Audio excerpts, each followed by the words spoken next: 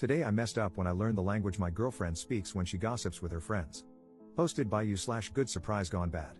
My 25M girlfriend, 22F, is South African, and her native language is Afrikaans. I've been secretly learning Afrikaans without her knowing.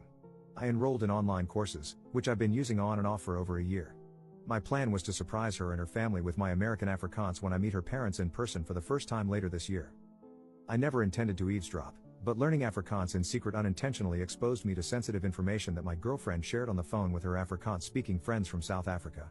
It was gossip I wasn't supposed to understand, but over time, I did. Here's what I've overheard in the past few months. My girlfriend is planning to surprise me on my birthday by reuniting with her high school metal band and putting on a show for me. She wants to tattoo the names of literally all the Harry Potter spells on her back but doesn't know how to tell me because she's afraid I'll talk her out of it. She casually mentioned that one of the unexpected differences between her glasses and contact lenses is that when she's on her knees looking up at me with her glasses on, my willy looks much bigger compared to what it looks like through her contact lenses.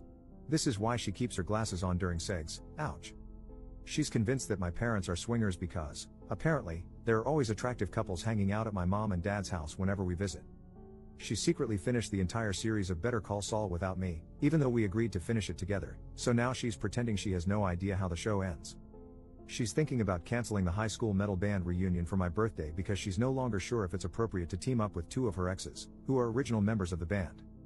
She expects her dad not to like me. Honestly, I would have preferred not knowing most of this, but there's no way to unlearn Afrikaans. Now I'm cursed with knowing too much while having to pretend I know nothing. Update 4 months later. The following happened since my original post.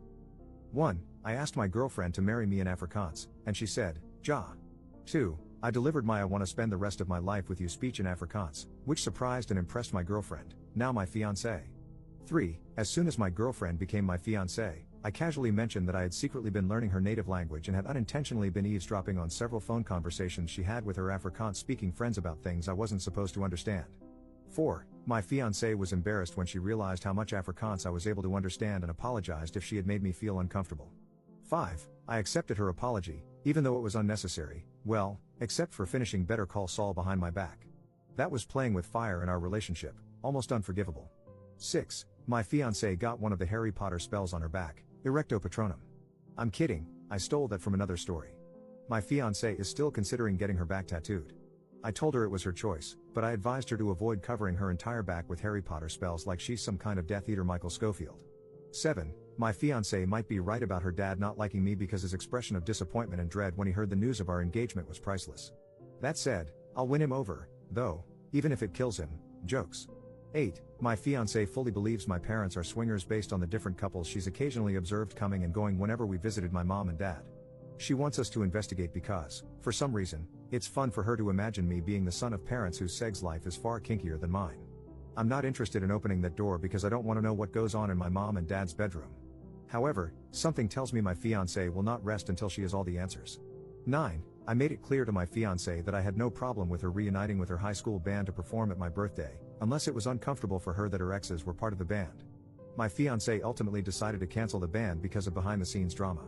The drummer, who was one of the exes, had apparently gained a lot of weight after high school and lost all confidence to perform in the band. The lead guitarist, the other ex, was only willing to participate if my fiancé agreed to play covers of gospel songs since he was now saved and no longer interested in playing the devil's music. The bass guitarist wanted money. 10. My fiancé still wears her glasses during sex. Second update 17 months later. Last time I was here, I shared an update related to my original post, but I deleted that update because I was excited to tell the internet, aka all of you, that my girlfriend and I got engaged. However, since then, not only have we gotten unengaged, but we've actually broken up. In my original post, my ex-girlfriend, who was still my girlfriend back then, had a wild theory that my mom and dad were swingers just because they always had people at their house. I never believed it, but I thought it was hilarious that someone thought my parents were that interesting. Not gonna lie, I struggled to move on after the relationship ended. My apartment had too many memories of my ex, so I called my parents to ask if I could stay with them for a bit to clear my head. They said yes. My dad even offered to pick me up, which I accepted. What should have been a 10-minute drive unexpectedly turned into a 45-minute one because my dad decided to take the long route back to their house. When he was done making dad jokes to help me get over my breakup, he started doing that weird dad thing where he's trying to bring up an awkward topic but finds it too uncomfortable to just spit it out. Instead, he ends up saying a bunch of words only he understands. I had to interrupt him and basically beg him to make sense. That's when my dad said that since it was unclear how long I was planning to stay, he felt compelled to prepare me for what I might see at the house. If my ex had been there at that moment, she would have punched me on the shoulder and said, "I freaking told you," because my dad went on to confirm her swinger theory. This meant it was no longer a theory but the truth, or as I like to call it, trauma. By the time we finally made it to the house, my dad had made sure I knew everything I needed to know.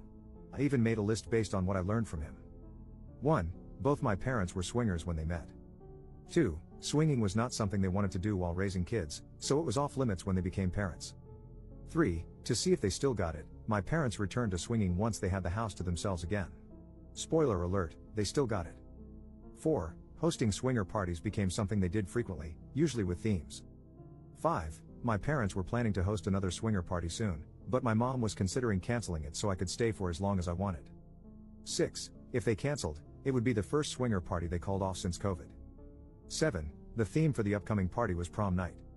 I never expected my dad to go so hard in the too much information category, but once he crossed that line, he let it all out. I stayed with my parents for a total of 2 days before it became abundantly clear that while knowledge might be power for some people, for me, knowledge was punishment. My mom, who had no idea I low-key knew she was swinger mom, tried to convince me to stay longer, and she almost succeeded, but I was done with my dad using our father-son bonding time to play guess which one of our neighbors are also swingers. I used an Uber to get back to my apartment. No more dad rides. I've never been so happy to return to a place haunted by my failed relationship. Up on why the relationship ended. My ex and I broke up because of a tattoo. Her friend passed away, which prompted her to get his name tattooed on the back of her neck. The friend was someone my ex had slept with before she met me.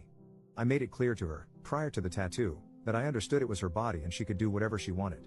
However, as someone who was prepared to be with her forever, it would be uncomfortable for me to see another guy's name on her body for the rest of our lives, especially the name of a deceased man she had casual sex with. My ex got the tattoo anyway. The tattoo was small and barely visible, that was her defense. But I knew it was there, and that was enough. It was also very visible during intimacy, sorry for the TMI. We argued about the tattoo until we eventually said enough hurtful things that could never be unsaid. Clearly, the tattoo was worth losing me because it's still there, and I'm not.